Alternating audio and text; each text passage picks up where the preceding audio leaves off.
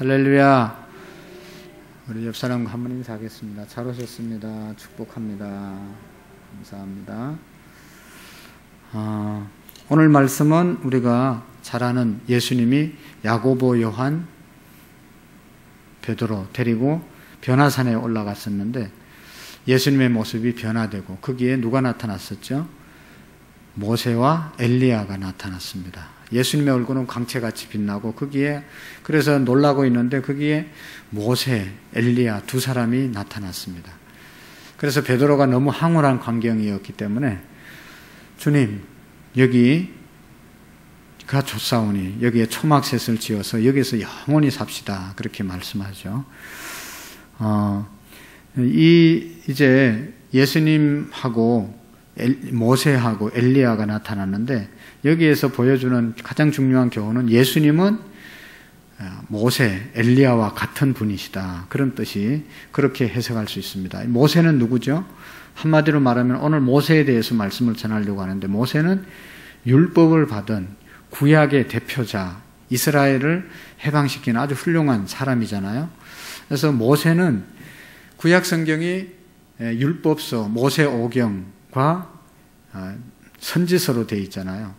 그러니까 구약의 한 대표자가 모세였고 또 엘리야, 그는 선지자였는데 모든 선지자의 대표자가 엘리야잖아요. 가장 능력 있는 사람.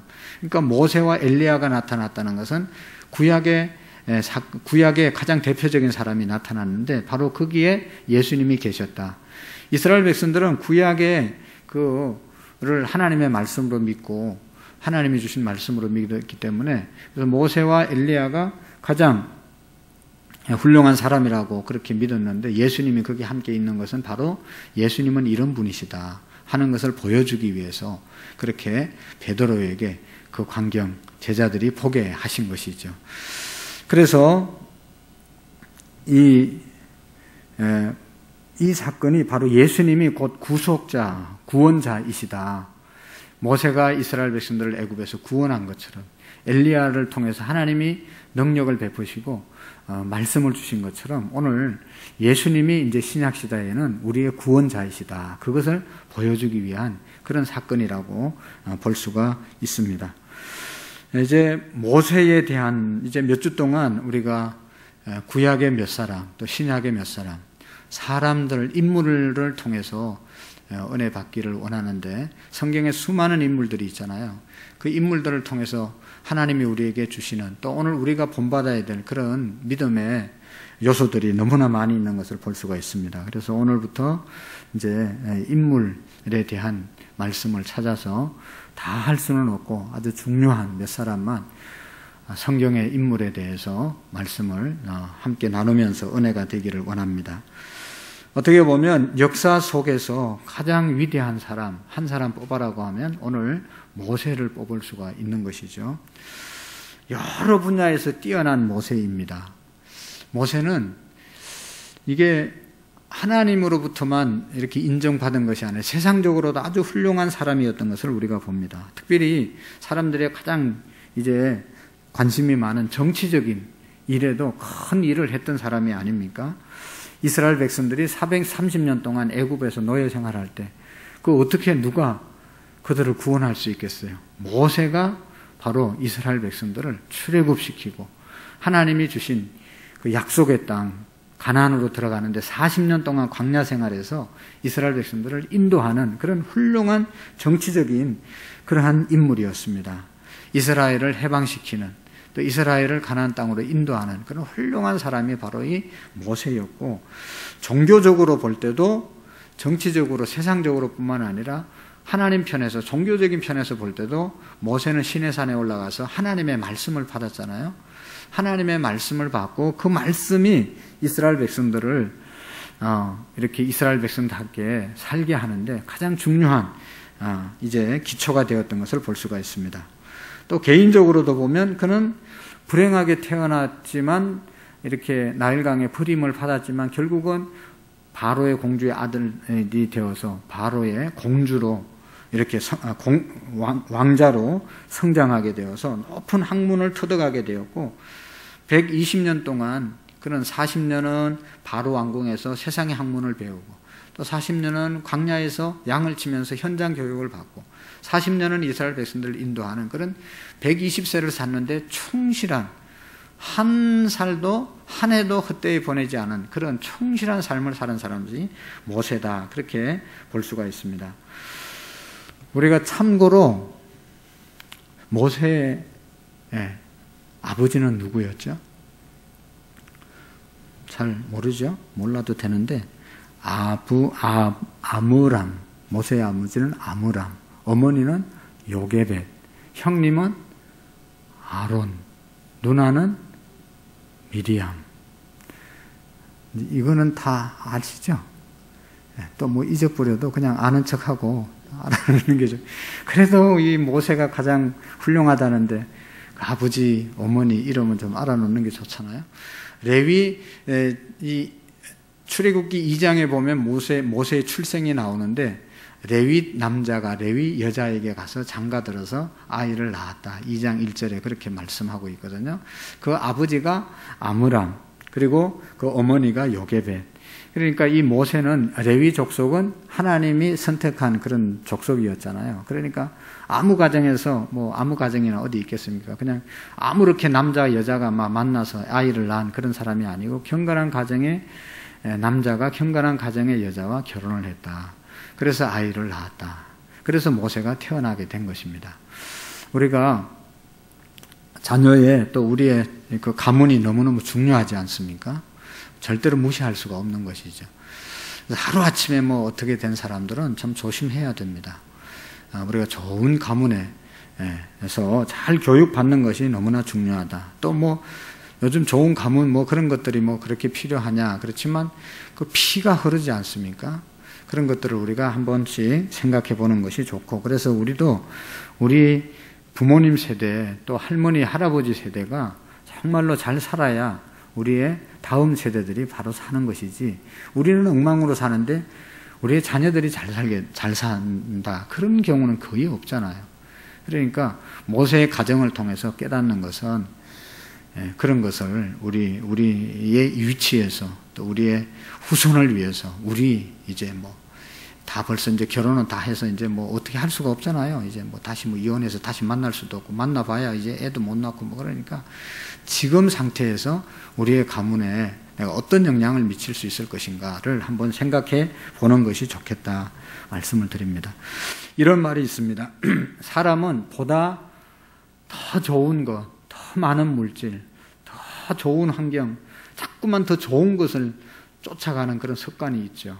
그리고 법도 더 좋은 법을 자꾸 만들려고 하고, 그래서 자꾸만 변화를 시도하게 되는 것을 볼 수 있습니다. 사람은 보다 좋은 것, 날마다 좋은 것을 쫓아가지만 하나님은 좋은 것이 아니라 사람을 선택한다 하는 그런 말이 있습니다. 하나님은 좋은 방법을 구하는 것이 아니라 어진 사람을 구한다, 그런 말이 있습니다. 여러분, 지금보다 얼마나 돈이 더 많았으면 좋겠습니까? 지금보다 얼마나 더 좋은 집을 살기를 원하십니까? 지금보다 얼마나 더 건강하고 얼마나 더 좋은 나라에서 또 좋은 법을 만들어서 자꾸 살기를 우리가 원하잖아요. 그렇지만 우리가 다 아는 것처럼 아무리 많이 가져도, 아무리 좋은 환경 속에 살아도 사람이 중요한 것이지, 물질이 적으나 많으나 그것이 우리를 행복하게 하는 절대 기준은 안 된다는 건 너무나 잘 알고 있잖아요. 그 물질을 내가 어떻게 사용하느냐, 그 법을 어떤 사람이 사용하느냐가 중요한 것이지, 아무리 좋은 법을 가지고 있다 하더라도 그것이 잘못 사용되고 잘못된 잣대가 될 때 그것이 큰 우리에게 어려움을 주는 그런 법이 될 수 있습니다. 물론 법이 잘 만들어져야 되지만 더 중요한 것은 그것을 사용하는 사람들이다. 그러니까 어떻게 해서든지 그 법을 자기에게 이용하려고 하는 것은 사람이 문제지 법이 문제가 사실은 아니죠. 법 없어도 살 사람, 이런 말 하잖아요. 법이 없어도 우리는 살 수 있어요. 우리만큼 착한 사람들이 어디 있어요. 다 알아서 해요. 그렇지만 법이 있어도 안 지키고 그거를 그냥 그거를 이용해가지고 자기 일을 위해서 이렇게 하는 사람들이 있단 말이죠. 그러니까 하나님께서 원하시는 것은 돈이나 법이 아니라 정말로 하나님이 기뻐하는, 하나님의 말씀대로 사는 사람을 원하신다. 사람이 잘 되면 모든 물질과 법을 효과적으로 잘 사용할 수 있기 때문에 사람이 잘 되기를 원하시는 것이죠. 그런 의미에서 우리가 성경에 나타난 인물들을 우리가 보면서 사람이 중요하다. 내가 중요한 것이지. 우리 교회 안에도 뭐 이렇게 저렇게 특별한 법은 없지만 총회에도 법을 만들어 헌법이 있습니다. 우리 총회 안에. 또 어떤 교회들은 교회 안에 내규를 만들었습니다. 그리고 그걸 지키려고 하다가 지키면 좋은데 그 한두 조항 뭐 완전한 법이 세상에 어디 있습니까? 완전한 법은 없거든요. 다 허점이 있고 우리가 그 법을 만든 것은 모든 사람이 좀 평등하게 좀 골고루 잘 살기 위해서 만드는데 그거를 나쁜 사람은 항상 이용하거든요. 법은 다 좋은 의도에서 만드는데 그걸 악용할 때 악법이 되는 것이잖아요. 그래서 교회도 법이 있지만 더 중요한 것은 법보다 은혜가 더 중요하지 않습니까? 은혜의 법이 중요한 것입니다. 은혜로 하면 다 법이 사실은 필요 없어요. 우리 여러분 헌법 뭐 압니까? 저도 잘 모르는데. 지난주에 제가 또 어느 교회 가가지고 지난교회 재직회 당에 인도하고 왔는데 맨날 법 얘기해요. 짜증나는 거죠. 성경을 좀 그렇게 읽지 무슨 법을 그렇게 공부해가지고 와가지고 막 따지는 거예요. 맨날 따져봐야 이 사람이 해석하는 법이 다르고 저 사람이 해석하는 법이 다르고 그러니까 맨날 싸우는 거예요. 다 은혜로 해야 되는 것이지 누가 그 법을 정말로 잘 지키면서 그렇게 할 수 있는 사람들이 또 몇 명이나 있겠어요. 하여튼 그런 게 중요한 게 아니고 우리가 사람이 중요하다는 것을 우리가 기억해야 합니다. 그래서 이스라엘 민족이 구약의 시대에 하나님만을 섬길 수 있는 그러한 우상을 섬기지 않고 잘못된 길로 가지 않고 유일신 하나님 또 이 이스라엘 백성이 이스라엘 백성답게 하나님의 백성답게 살 수 있게 했던 사람 중에 한 사람이 바로 모세라는 사람이죠. 모세가 이 율법을 받아서 그 율법을 지킨 이스라엘 백성들로 하여금 우리 예수님이 거기에서 탄생하고 예수님이 기독교의 뿌리가 되고 복음의 뿌리가 되는데 이 모세가 그 역할을 했다고 하는 것이죠.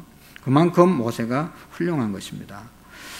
우리가 모세의 일생을 잠시 요약해 보면 모세가 태어날 때 아까 얘기했던 출애굽기 2장 1절 말씀부터 보면 모세의 출생에 대해서 쭉 나오고 있는데요. 우리가 아는 것처럼 이스라엘 백성들이 이제 요셉 때 애굽에 내려가지 않습니까? 이 요셉이 애굽에 내려가 있을 때 그 이제 흉년이 들어서 요셉의 식구들 70명이 야곱과 그의 형제들이 애굽에 내려와서 고센 땅에 정착하게 되는데 그 이후로 이제 계속 부흥하게 되는 것이죠. 이스라엘 백성들이 자꾸만 이제 잘 되니까 애굽의 왕이 위기의식을 느끼는 거죠.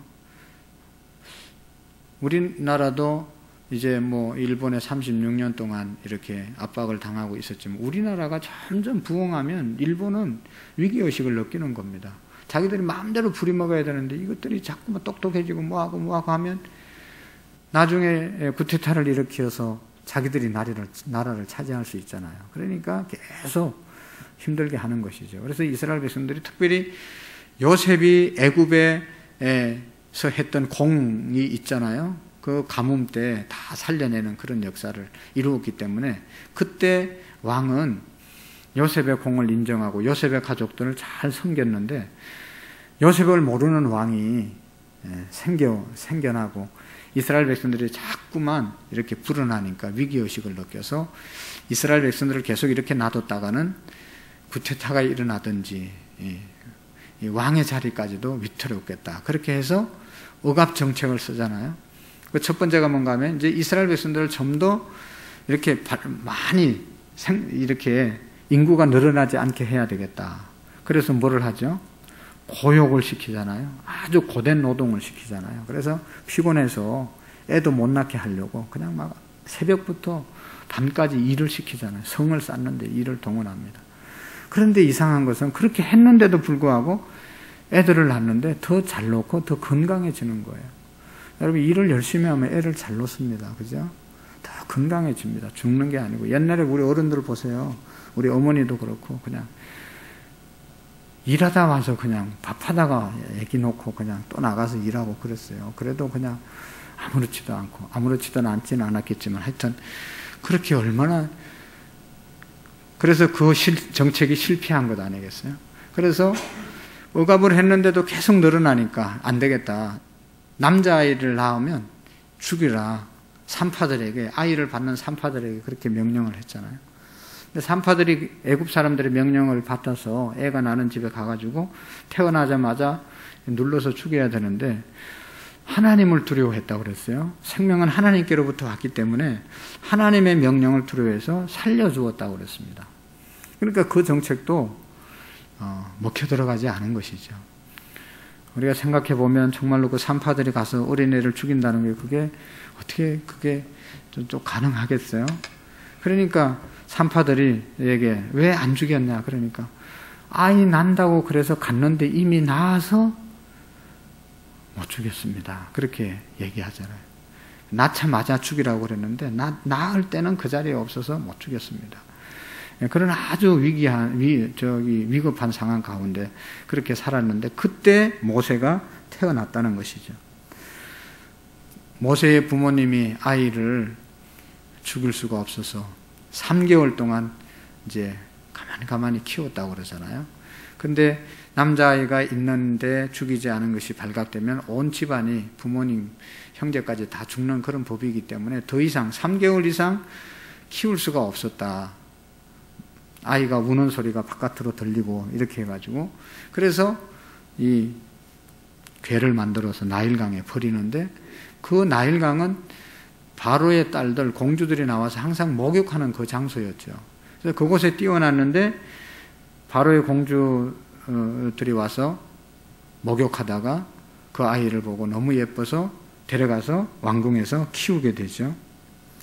이제 키우러 데려가려고 할 때 그 옆에 누나 미리암이 지키고 있다가 유모를 구해주는데 그 유모가 자기 어머니 요게벳이 유모가 되어서 바로 왕궁에서 같이 이제 어머니가 키우게 되는 것이죠. 여러분 이것이 보통 일입니까? 아마도 바로의 왕궁에서 어머니는 날마다 자기의 젖을 먹으면서 모세에게 말했다고 합니다. 너는 애굽 사람이 아니다. 너는 히브리 사람이다. 너는 이스라엘 사람, 너는 하나님의 백성이다. 저 바깥에 고역하는 저 백성들이 너의 백성이고 너는 저 사람들을 구원해야 된다.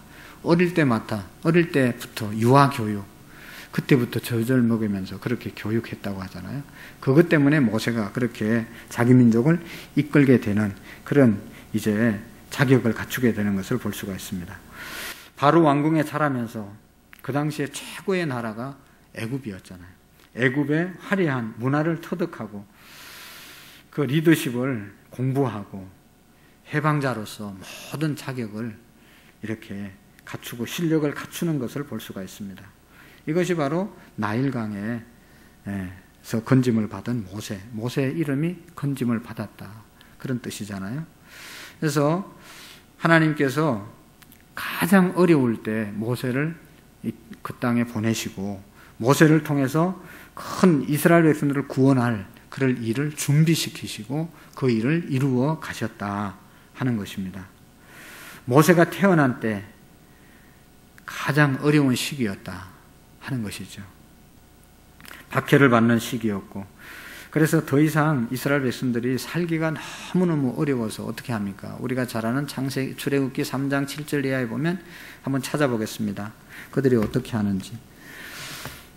아마 찾아보면 다 아는 그런 성경 구절이고 우리가 끊임없이 말씀을 보았던 그런 내용인데요. 출애굽기 3장 17절, 3장 7절 말씀.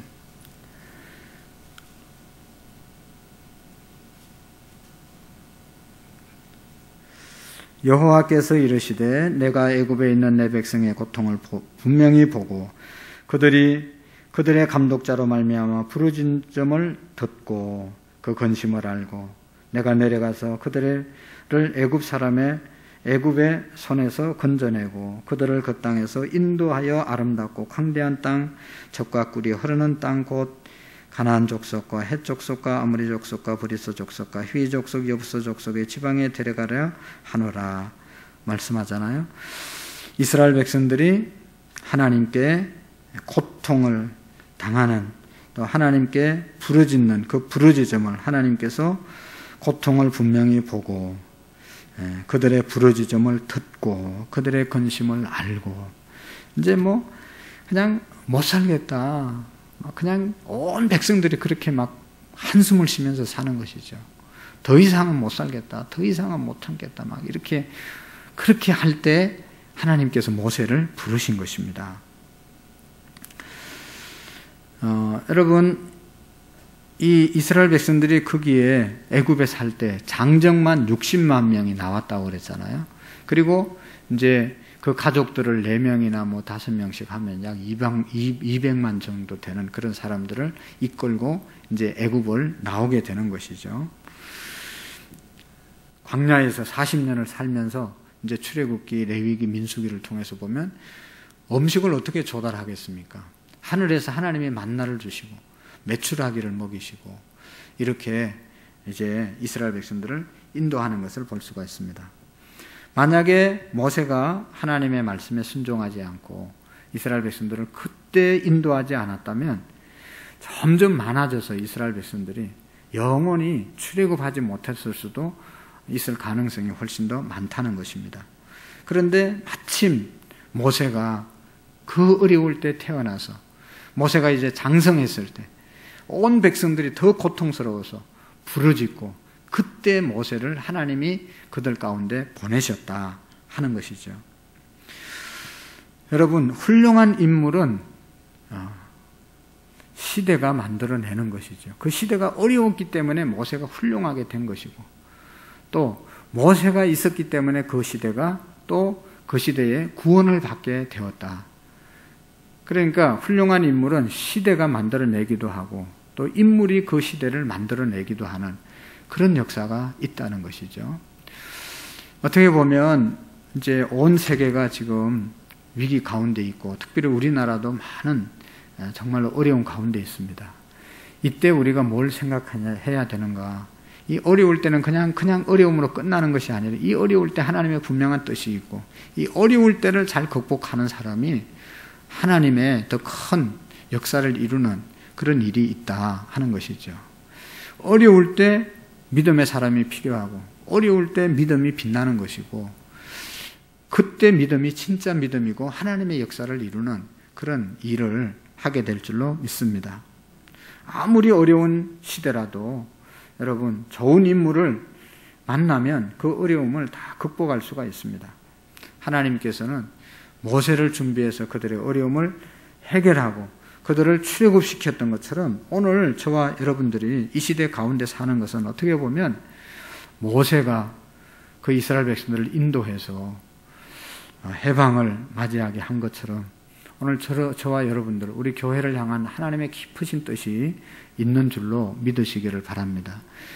어떤 뜻이 어떻게 이루어질지 모르지만 우리가 하나님의 말씀 붙잡고 나갈 때 가장 어려울 때 가장 훌륭한 인물이 나오는 것처럼 또 준비된 사람이 쓰임 받는 것처럼 철저하게 믿음으로 나갈 수 있기를 축복합니다. 그 다음에 여기 이제 모세가 쭉 이스라엘 백성들을 인도하다가 시내산에 도착하잖아요. 모세에게 있어서 시내산, 출애굽기 19장 7절 이하 이제 시내 광야에 도착했을 때 거기에 이제 시내산에 올라가게 되잖아요. 올라가서 40일 동안 모세가 금식기도 하고 하나님께서 그에게 돌판에 십계명을 박아서 내려줍니다. 그래서 그것을 율법 10계명을 받아서 이스라엘 백성들에게 내려와서 선포하게 되는 것을 볼 수가 있습니다. 그래서 이스라엘 백성들은 하나님의 백성들은 이렇게 살아라 하는 10가지 계명을 줬잖아요.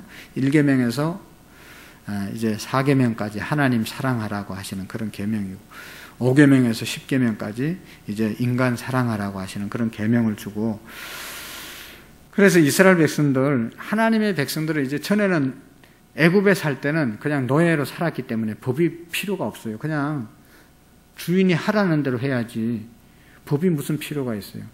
법이 있어도 지켜질 수가 없어요. 주인 마음대로. 주인이 법이잖아요. 근데 이제는 애굽에서 나와서 종이 아니고 자유인이 되었기 때문에 자유인으로서 자유를 마음껏 누리기 위해서 하나님께서 십계명을 주신 것이죠. 계명, 법, 이것은 정말로 우리가 법 안에서 법을 지킬 때 그 안에서 더 행복해질 수 있는 것이죠.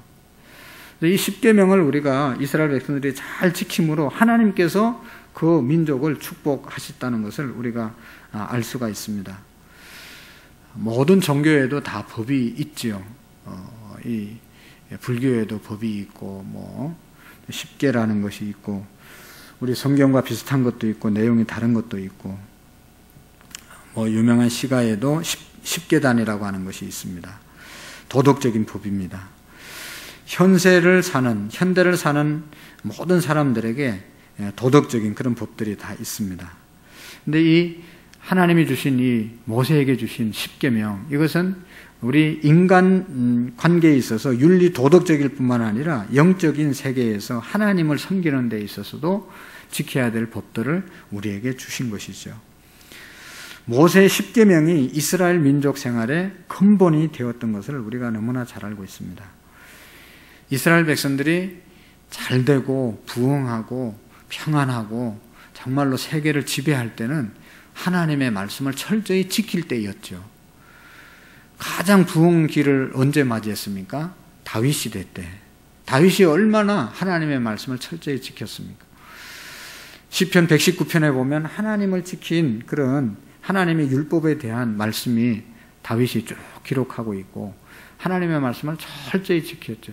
그 다음에 이제 그 아들 솔로몬이 지켰고요.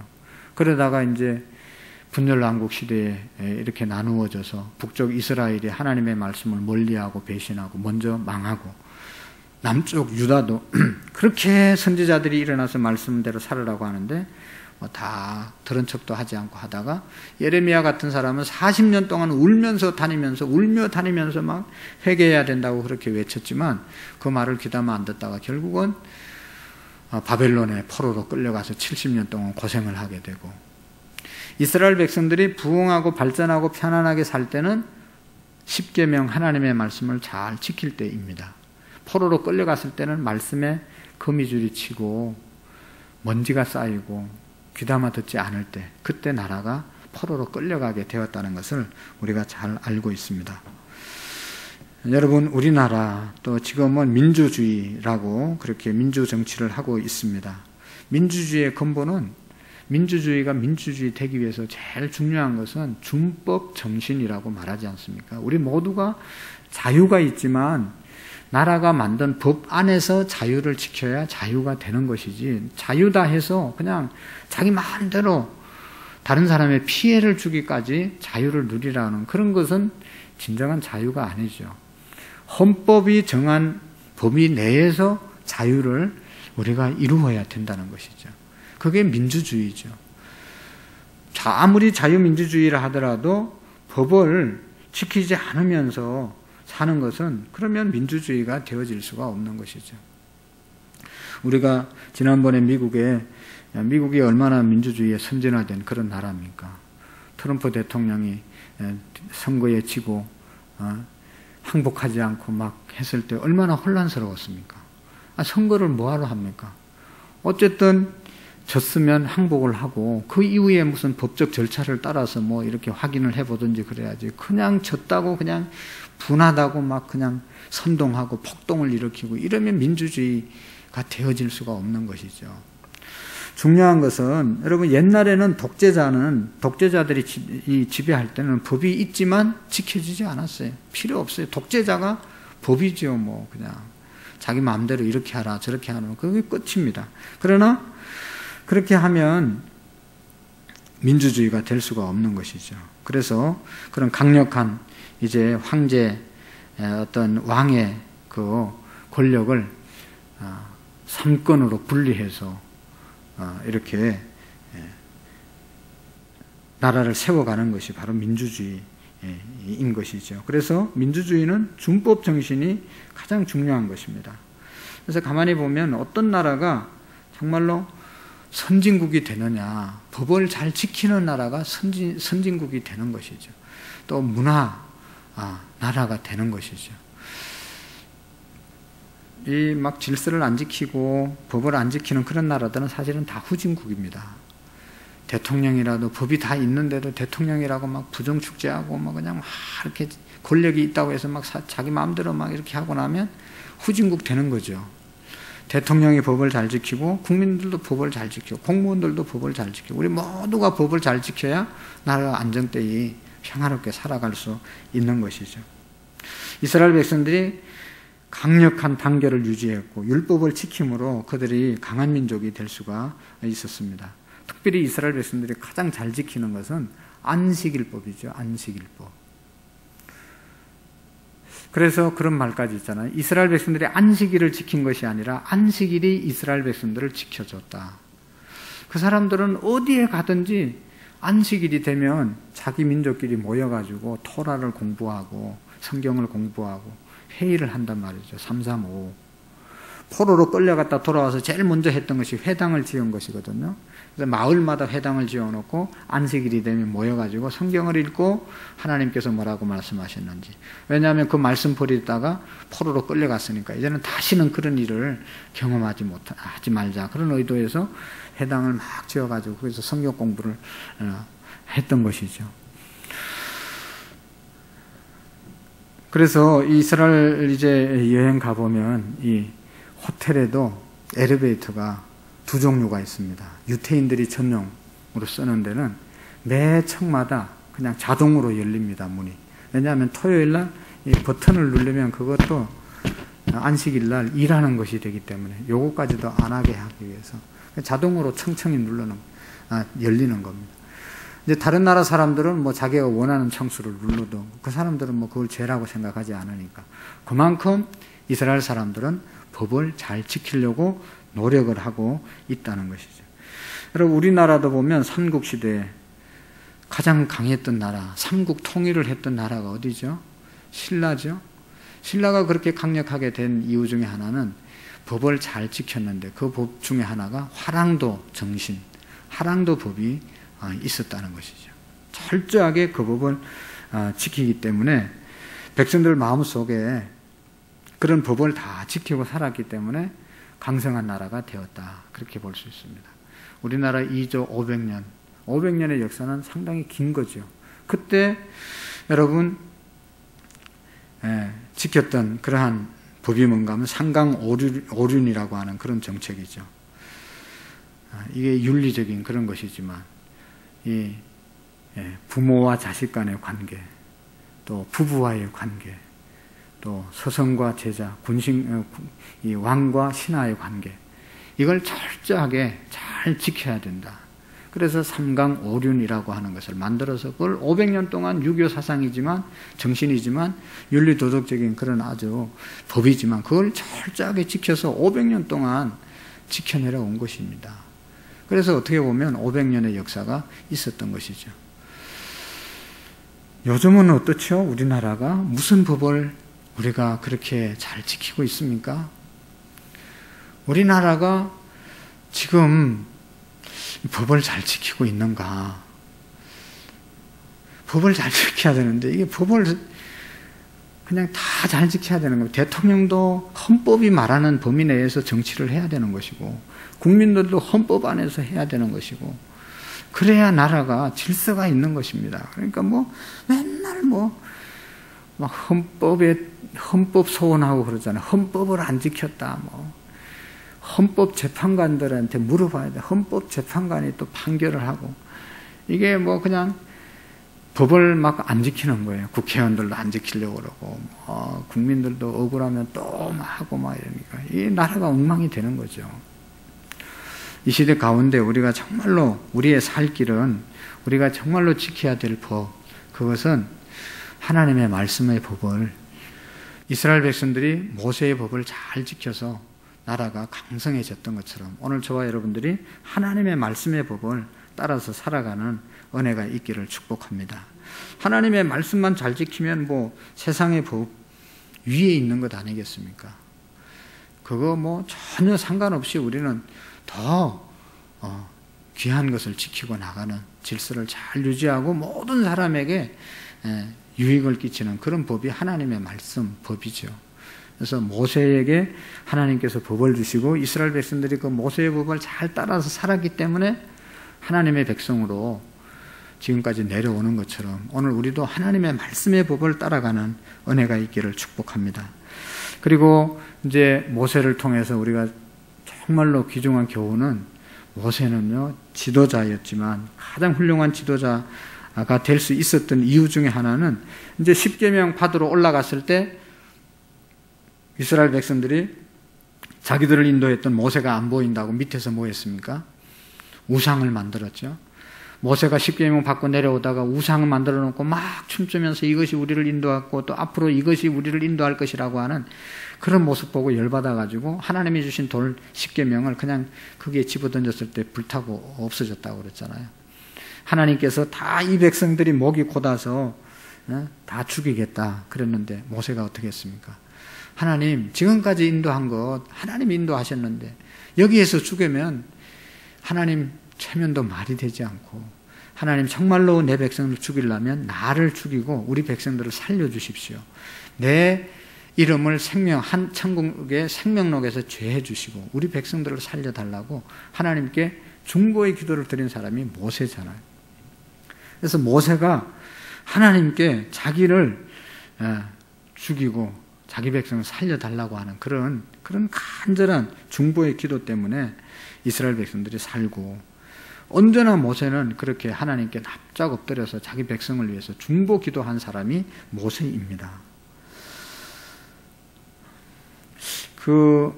우리가 잘 아는 밀레의 만종이라고 하는 그런 그림이 있잖아요. 들판에서 이렇게 이삭을 줍다가 저녁 예배당에서 들려오는 종소리 듣고 두 부부가 서서 하나님께 기도하는 그런 광경의 그림이 있습니다. 그 당시에 프랑스의 루이 1세라는 사람이 온 국민에게 선포를 했습니다. 루이 1세가 아침, 점심, 저녁에 교회에서 종을 치고, 종을 칠 때는 다 성전을 향해서 기도하라, 그런 법을 이렇게 내렸다고 합니다. 아침 종소리 듣고 나가서 기도하고, 또 출근하고 일하다가 낮에 종소리 들으면 또 하나님께 기도하고, 또 저녁에 종소리 들리면 모든 일을 정리하고 하나님께 또 감사의 기도를 드리고, 이렇게 한 나라가 프랑스입니다. 그 가운데 밀레의 만종이라고 하는 저녁 종소리를 들으면서 기도하는 그 그림이 나온 것이죠. 여러분, 얼마나 좋습니까? 프랑스가 언제 가장 전성기를 누렸습니까? 그때였습니다. 하나님께 모든 백성들이 하루에 3번씩 기도하고 하나님을 생각하고 기도하는 삶을 살 때 나라가 가장 부흥하고 발전했죠. 지금은 거의 프랑스는 그냥 아주 어려운 나라가 됐죠. 미국도 마찬가지죠. 미국의 뿌리가 청교도들이 아닙니까? 영국에서 신앙의 자유를 찾아서 간 사람들이 바로 미국의 조상들인데, 그들은 가서 제일 먼저 교회를 짓고 학교를 짓고 이렇게 했다고 그러잖아요. 그 정신으로 학교에서 늘 말씀을 가르치고 기도하고 공부하고 이렇게 했는데, 우리가 아는 것처럼 몇 년 전부터 공립학교에서는 성경 가르치지 말라, 기도하지 말라, 그렇게 했잖아요. 그 결과가 뭡니까? 그냥 미국이 그냥 얼마나 무너집니까? 계속 그냥 사건 사고 터지고, 하나님의 말씀을 보지 못하게 하고 기도를 그냥 공식 책상에서는 하지 못하게 하고, 이런 나라들이 결국은 어려워질 수밖에 없게 된 것입니다. 오늘 우리가 모세를 통해서 배우는 것은 어려운 시대에 하나님께서 귀한 사람들을 준비하시고 그 사람들을 통해서 하나님의 역사를 이루시고, 그 사람들이 누구냐? 오늘 저와 여러분들이 되어질 수 있기를 바랍니다. 이스라엘 백성들이 모세가 준 율법을 잘 지킴으로 강한 나라가 되어진 것처럼 우리도 하나님이 주신 말씀을 따라서 살아갈 때 우리의 민족도 정말로 이 땅 가운데 가장 강력한 나라가 될 줄로 믿습니다. 그리고 모세, 자기 민족을 향해서 자기를 희생하면서 자기는 천국 가지 못해도 좋다. 우리 민족, 우리 백성 천국 가게 해달라고 기도했던 사람이 모세입니다. 오늘 우리가 그런 중보의 기도자, 나라와 민족을 위해서 이 어려운 시대에 꼭 기도하고 우리를 통해서 하나님의 역사가 하루속히 회복되는 은혜가 있기를 기도하는 저와 여러분들이 될 수 있기를 축복합니다. 하나님 아버지 감사합니다. 이 어려운 가운데서도 우리 모두가 하나님의 섭리를 믿고 하나님의 말씀을 붙잡고 모세처럼 늘 기도함으로 우리 모두가 하나님의 뜻을 이 땅 가운데서 이루어드리는 교회와 우리 모두가 되게 해 주옵소서. 예수님의 이름으로 기도하옵나이다. 아멘.